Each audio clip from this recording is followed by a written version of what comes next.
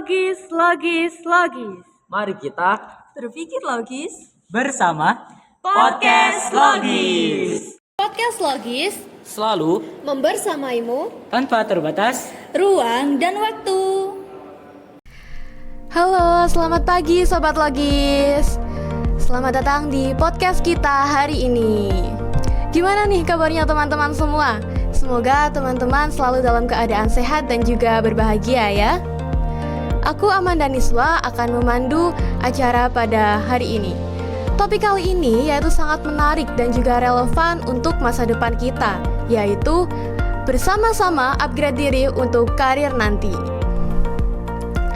Nah, bersama aku di sini ada narasumber yang super duper keren banget, yaitu mahasiswa berprestasi top 1 2024 Politeknik Negeri Malang, sekaligus mahasiswa berprestasi nasional kategori pegiat budaya. Kita sambut saja Kak Fikri Ardiansyah. Halo semuanya, selamat pagi, selamat siang, selamat malam mungkin ya teman-teman. Oke, nah Kak, kali ini kita akan berbincang-bincang santai nih dengan Kakak. Bagaimana sih Kakak pengalaman selama di kuliah? Terus kegiatan apa aja yang sudah dilakukan gitu? Dan gimana apa aja sih yang udah dilakukan Kak Fikri bisa sampai di titik saat ini? Oke, siap. Kita istilahnya di sini sharing aja ya. Iya teman-teman, jadi kita sharing santai nih Kak. Betul. Nah Kak Fikri, gimana nih kabarnya? Baik kan ya? Alhamdulillah sampai saat ini baik sih. Kalau kamu gimana nih kabarnya hari ini? Alhamdulillah baik juga nih Kak, karena ketemu Mapres Nasional nih. Waduh. Semoga tetap baik ya teman-teman semuanya, teman-teman podcast Logis. Semoga tetap sehat, baik dan tentunya waras. Amin. Kenapa nih kok harus ada waras ini? Waduh, mahasiswa kan identik banget kalau yang namanya stres ya. Pastinya itu semua itu merupakan bagian dari perjalanan hidup, perjalanan kuliah ya. Tapi bagaimana cara kita untuk manage waktu, manage stres dari masing-masing diri kita, sehingga kita tetap bisa menjalankan apapun yang sudah menjadi tupoksi atau tugas pokok dan fungsi dari kita sebagai mahasiswa tentunya. Oke, dari cara Kak Fikri ngomong ini udah kelihatan banget nih. Aduh, prestasinya udah bukan yang biasa-biasa lagi nih teman-teman. Aduh, amin. Nah, Kak Fikri, ini aku ada pertanyaan pertama nih buat Kak Fikri. Menurut kakak, maksud dari upgrade diri dalam konteks pengembangan karir itu seperti apa sih Kak? Gitu. Oke, terima kasih ya atas pertanyaannya. Waduh, ini pertanyaannya agak berat ya, tapi saya mencoba untuk menjawabnya ya. Kita istilahnya sharing aja di sini. Jadi, menurut aku sendiri upgrade diri itu merupakan salah satu upaya untuk bertahan hidup ya. Upgrade diri itu kalau menurut aku sih hampir sama maknanya dengan pengembangan diri, di mana pengembangan diri ini membuat kita bisa selalu adaptif, bisa selalu berkembang untuk kegiatan apapun. Apalagi kita kan nanti ujungnya adalah ke pengembangan karir nih. Kalau kita saat ini masih jadi mahasiswa kayak semuanya masih apa sih yang kita kerjain, ada tugas, ada organisasi. Tapi kalau misalkan kita untuk kedepannya itu kan sudah final dalam maksud adalah kita akan mencari pekerjaan, kita akan mencari kehidupan kita sendiri. Jadi mau gak mau ya kita harus menjadi seseorang yang mampu adaptasi atau adaptif, dan juga tentunya adalah untuk mampu mengembangkan diri atau upgrade diri. Jadi menurut aku upgrade diri adalah suatu hal yang sangat-sangat penting. Dan aku pernah baca nih ya bahwasanya kalau upgrade diri ataupun pengembangan diri itu merupakan salah satu upaya yang bisa kita lakukan sebagai manusia untuk melakukan sesuatu, yakni aktualisasi diri. Dimana menurut Abraham Maslow dari buku yang telah aku baca itu, untuk aktualisasi diri adalah kemauan dari seseorang untuk meningkatkan dengan memanfaatkan skill ataupun kompetensi yang telah dimiliki. Jadi itu adalah titik tertinggi dari kita untuk bisa develop ataupun untuk bisa mengembangkan diri kita. Seperti itu sih. Wah, keren banget jawaban dari Kak Fikri. Jadi upgrade diri tuh gak selalu tentang keterampilan hard skill aja kan Kak? Betul sekali, saya sangat setuju kalau misalkan upgrade diri itu nggak cuma tentang bagaimana cara kita untuk hard skill, untuk meningkatkan hard skill. Misalkan kalau aku kan dari teknik kimia ya, otomatis kan nanti misalkan kita ada perkuliahan kayak distilasi, itu kan salah satu topik untuk hard skill. Nah tentunya soft skill tuh juga harus selaras gitu loh dengan apa yang hard skill kita yang telah kita miliki ya dari hard skillnya. Karena apa artinya kalau misalkan kita punya hard skill yang gede tapi kita tidak bisa menjualnya, otomatis kan kayak buat apa gitu loh. Jadi semuanya harus imbang, betul nggak sih? Betul banget Kak, setuju banget sama jawabannya. Kalau dari pengalaman Kak Fikri sendiri nih, cara Kak Fikri buat upgrade diri nih gimana sih? Kan Kak Fikri ini udah keren banget ya teman-teman, mahasiswa top 1 berprestasi di Polinema, apalagi sudah tingkat nasional juga nih Kak. Nah gimana sih cara Kak Fikri gitu? Oke, jadi kalau menurut aku, bagaimana cara kita untuk develop diri kita sendiri, bagaimana cara kita untuk upgrade diri kita sendiri adalah pertama itu kenali potensi diri kamu. Kita semuanya dilahirkan dari nol. Memang ada beberapa orang yang memiliki privilege, tapi jangan sampai hal-hal tersebut membuat pikiran kita terganggu gitu loh.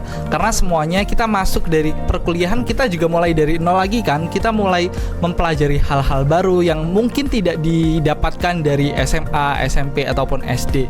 Jadi menurut aku adalah kenali diri kamu, bagaimana potensi kamu, apa sih kesukaan kamu. Ketika kamu sudah mengenali apa sih bakat saya, apa sih minat saya, kamu bisa untuk mencoba mengembangkan. Saya yakin bahwasanya ketika kita mencoba mengembangkan, itu semuanya tidak akan sesuai dengan ekspektasi kita. Namanya adalah first trial ya. First trial tuh nggak mungkin semuanya bisa langsung jadi gitu loh. Semuanya itu butuh proses. Jadi menurut aku ketika kalian sudah menemukan potensi, minat dan juga bakat, kalian harus tetap mengasah itu. Salah satu caranya adalah dengan mengikuti kegiatan-kegiatan yang bermanfaat. Dan itu disupport dengan lingkungan dan juga orang-orang yang ada di sekitar teman-teman semuanya. Karena menurut aku bahwasanya dengan adanya lingkungan ataupun suatu wadah, itu teman-teman bakalan termotivasi nih. Bukan hanya termotivasi dari diri sendiri ya. Misalkan kita aja lihat nilai teman kita, IPK teman kita ada yang 4, kita iri nggak? Iri banget sih Kak kalau itu. Nah, iri itu sebenarnya salah satu upaya untuk bisa memotivasi diri kita. Jadi saya berharap bahwasanya teman-teman semuanya, teman-teman podcast logis ya yang lihat konten ini, bahwasanya ketika teman-teman semuanya udah memiliki basic ataupun minat, bakat, teman-teman bisa mengikuti satu organisasi ataupun satu platform yang bisa meningkatkan skill teman-teman semuanya. Karena dari kalian join dari platform tersebut, kalian akan menemukan bibit-bibit iri itu. Oke, Nah, setuju. bibit iri itu menurutku adalah suatu hal yang bisa memotivasi. Itu adalah trigger. Jadi ketika teman-teman semuanya punya trigger yang baik, maka nantinya teman-teman akan berusaha menjadi orang yang lebih baik. Sehingga menurut aku itu iri itu adalah hal yang wajar dan hal yang bagus ya. Tapi kadangkala kalau misalkan iri, dengki dari kita itu tidak bisa di manage, yaitu hal yang menjadi hal yang sangat toksik. Jadi menurutku teman-teman setelah mendapatkan minat, mendapatkan platform, carilah support system. Oke, support system. Support system, betul. Support system di sini bukan maksudnya adalah mungkin teman-teman mikir adalah pacar dan sebagainya. Enggak nih teman-teman. Karena menurutku support system kita kan bakalan bekerja di satu platform. Kayak misalkan aku kemarin kan juga alumni dari bukan alumni sih ya, demissioner dari UKMPP ini. Nah, itu kita harus cari partner ataupun support system yang benar, karena teman di balik banyaknya orang yang ada di platform tersebut, pastinya kita akan bekerja lebih sering dengan beberapa orang saja. Betul. Nah, itu. Jadi teman-teman bisa cari partner yang menurut teman-teman semuanya itu bisa mendukung dan juga mengembangkan diri teman-teman semuanya. Gitu sih. Oke, jadi yang dapat aku simpulkan kali ini tuh kayak iri itu bukan hanya satu hal yang buruk aja ya Kak. Karena iri juga bisa jadi ladang positif bagi kita Kak. Misalnya kayak tadi, iri karena IPK teman kita 4. Secara nggak langsung kita itu kayak terdorong untuk terus belajar dan juga bisa mendapatkan IPK 4 juga seperti teman kita gitu. Betul sekali. Kayak ya semuanya itu memang proses pembelajaran ya. Tapi mungkin awalnya aku dulu juga nggak mikir bahwasannya iri itu adalah suatu berkat. Tapi dari perjalanan waktu aku selalu paham bahwasanya semuanya itu telah digariskan gitu loh. Ketika teman kita dapat nilai IPK 4, terus kita enggak ya, kita lebih bawah bahkan mungkin 3 gitu ya. Iya. Kan pasti iri banget tuh. Banget pasti. Tapi ya namanya perjalanan hidup. Kalau misalkan kita hanya mensyukuri yang maksudnya adalah ya udahlah ya, aku kemampuannya seperti itu doang. Ya apa yang mau kita angkat untuk diri kita, bagaimana cara kita upgrade skill kan, gak ada sama sekali tuh. Jadi menurutku iri ini adalah suatu hal yang bisa mensupport teman-teman semuanya untuk berkembang. Seperti itu sih. Oke. Nah, aku tarik satu kata dari kalimat Kak Fikri tadi tuh, kegiatan. Nah, kegiatan apa sih yang yang kakak ikuti selama di perkuliahan kali ini yang mungkin itu mendorong kakak untuk bisa menjadi mapres? Oke, terima kasih ya. Jadi bukan maksud aku mau promosi ya teman-teman ya, tapi ini merupakan suatu hal yang menurut aku sangat baik untuk dibicarakan ataupun di-share kepada teman-teman semuanya. Karena aku tadi kan juga sempat bilang bahwasanya kita butuh suatu platform, dan platform tersebut harus bisa mendukung, harus bisa mendorong kita untuk menjadi orang yang lebih baik. Dulu awal-awal aku itu tertarik dengan Mapres, mahasiswa berprestasi itu semenjak PKKMB. PKKMB ku kan online ya, jadi kayak kurang ada feel-nya sih. Tapi pas saat itu untuk mahasiswa berprestasi nasional dari Polinema itu masuk lagi menjadi finalis setelah vakum dari berapa tahun ya, sekitar 8-9 tahun. Akhirnya tahun 2021 itu masuk menjadi finalis mahasiswa berprestasi nasional dari Politeknik di Malang. Dan di situ aku memiliki suatu trigger lah, wah sepertinya aku bisa nih. Ya memang itu semuanya aku nggak mikir kalau misalkan harus banyak pengorbanan yang dijalankan ya. Tapi aku yakin bahwasanya semua itu butuh dukungan, semua itu butuh proses, dan semua itu butuh usaha.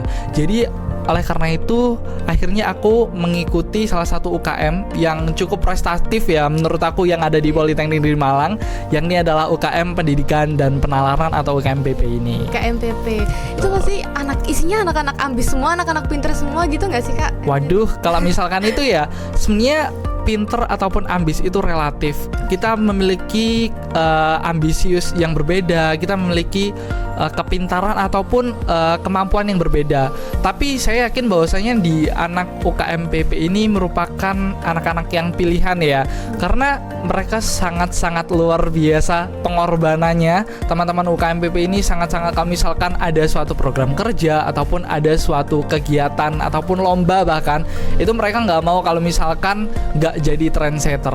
Jadi menurutku UKMPP ini menghasilkan calon-calon orang yang luar biasa sih di Politeknik di Malang. Karena seperti yang kita tahu sendiri juga ya, dari teman-teman UKMPP juga tiap tahunnya itu pasti ada yang jadi mahasiswa berprestasi top 3 lah ya minimal. At least itu bisa memotivasi yang lainnya untuk bisa terus berkembang seperti itu. Oke, setuju banget, keren banget sih Kak. Jadi lingkungan dan juga teman itu memiliki pengaruh yang sangat besar ya Kak dalam mengupgrade diri kita untuk kedepannya gitu. Betul sih, karena apa ya, semua kan kita makhluk sosial nih, kita membutuhkan satu sama lain. Kalau misalkan kita nggak bisa melakukan semuanya itu sendirian, ya kita harus minta bantuan sama orang lain. Jadi menurutku lingkungan itu sangatlah penting. Kalau misalkan ya jujur-jujuran aja ya, bahwasanya circle atau lingkungan itu nggak semuanya bagus. Betul. Setiap lingkungan kan juga pasti ada efek negatifnya kan.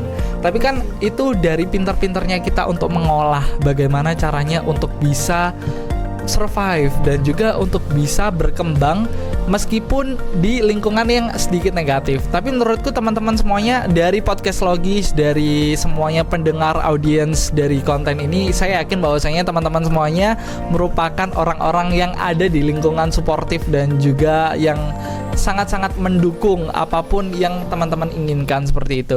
Jadi teman-teman semuanya pasti ya harus memiliki yang namanya support system dan juga ada lingkungan yang cukup progresif, lalu yang bisa suportif teman-teman apapun kegiatannya. Dan suportif ini suportif yang in a positive way ya teman-teman, bukan yang negative way. Jadi ketika teman-teman semuanya pengen melakukan suatu perubahan, ya udah teman-teman harus memilih dari diri sendiri. Kalau misalkan teman-teman ada circle ataupun lingkungan yang kurang mendukung teman-teman semuanya, ya udah teman-teman harus dikurangin dulu itu, pindah ke orang lain ataupun pindah ke circle yang mungkin bisa sih untuk meningkatkan dan juga membuat teman-teman semuanya ini lebih berkembang lagi seperti itu. Setuju banget sih Kak sama pendapat Kak Fikri, karena lingkungan dan apalagi teman-teman dari terdekat kita itu sangat berpotensi dan memiliki pengaruh yang cukup besar untuk pengembangan atau keterampilan kita gitu. Tapi nih Kak, aku tuh pernah ada di satu fase kayak, aduh ngerjain tugas nanti aja dulu deh, aduh aku mau scroll TikTok dulu aja deh. Nah itu kan akhirnya menunda pekerjaan dan akhirnya nggak selesai tugasku.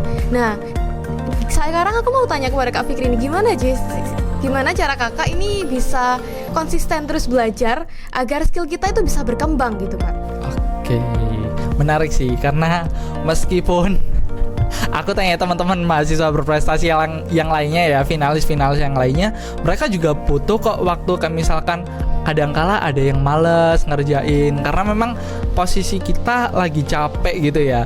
Aku paham kalau misalkan teman-teman semuanya pasti bakalan ngalamin fase seperti itu, tapi menurutku bahwasanya semua itu kalau misalkan kita capek itu kita butuh istirahat, dan salah satu cara istirahat adalah itu ya. Salah satu cara istirahat adalah kayak misalkan scroll TikTok, gitu. Instagram gitu ya, atau check out barang mungkin. Waduh, bahaya. habis-habisin duit. Nah, tapi itu semua merupakan salah satu upaya kita ya bertahan hidup, bahwasanya kita meskipun capek secapek apapun, lebih baik kita istirahat daripada kita stop ataupun menyerah.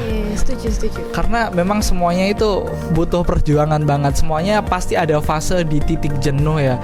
Karena nggak mungkin, bahkan biasanya hubungan aja ada di fase titik jenuh nggak tuh? Aduh, kalau udah bertahun-tahun pasti jenuh Kak. Nah, betul.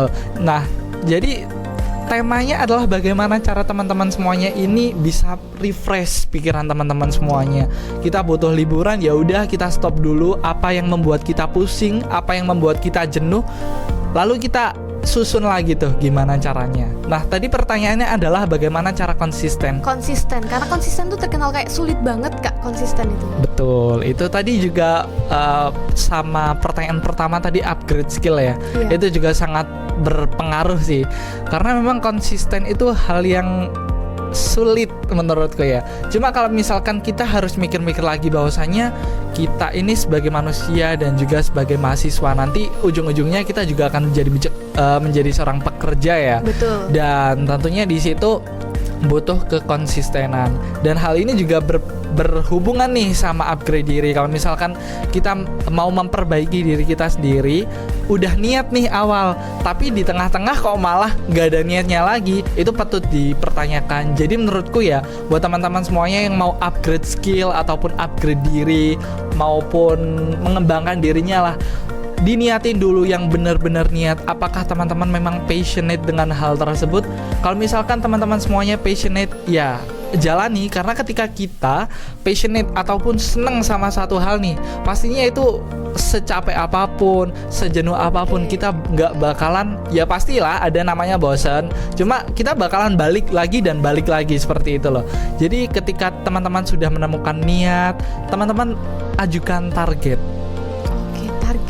nih, karena target itu penting sekali. Semuanya itu harus terukur sih menurutku. Kalau misalkan teman-teman mau menjadi seorang yang pinter yang bagaimana? Apakah teman-teman semuanya memiliki dasar ataupun target pinter yang diinginkan ini seperti apa? Karena orang pinter juga banyak. Ada yang pinter nari, ada yang pinter kalkulasi. Gak semuanya orang kan bisa semua untuk bidang kepintaran itu kan. Betul. Jadi harus ditargetin dulu.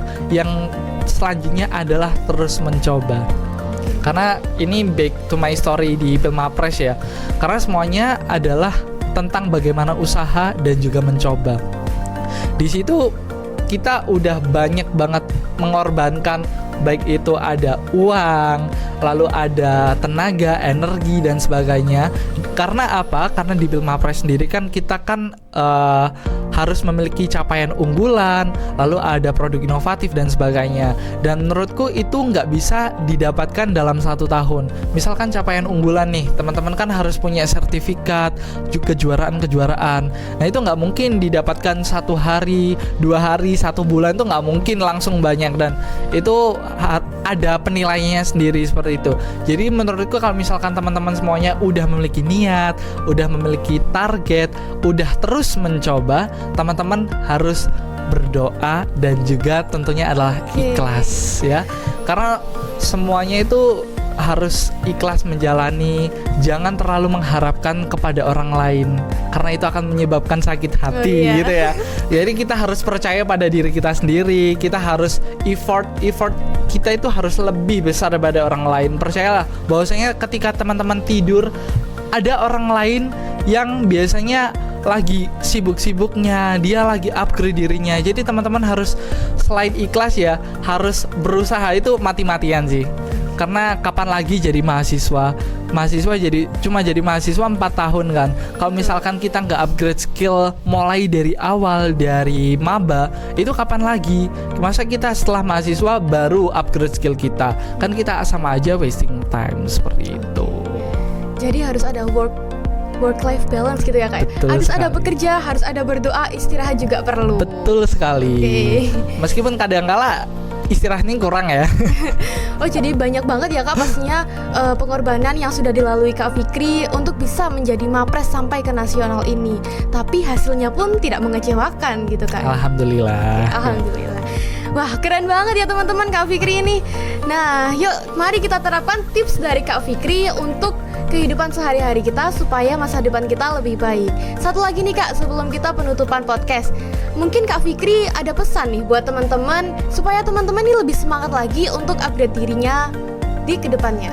Oke, menurut aku teman-teman semuanya sekarang tuh harus memiliki beberapa soft skill ya. Tadi mungkin aku juga lupa nggak nyebutin apa aja sih yang harus dimiliki oleh seseorang untuk bisa meningkatkan hard skillnya ya.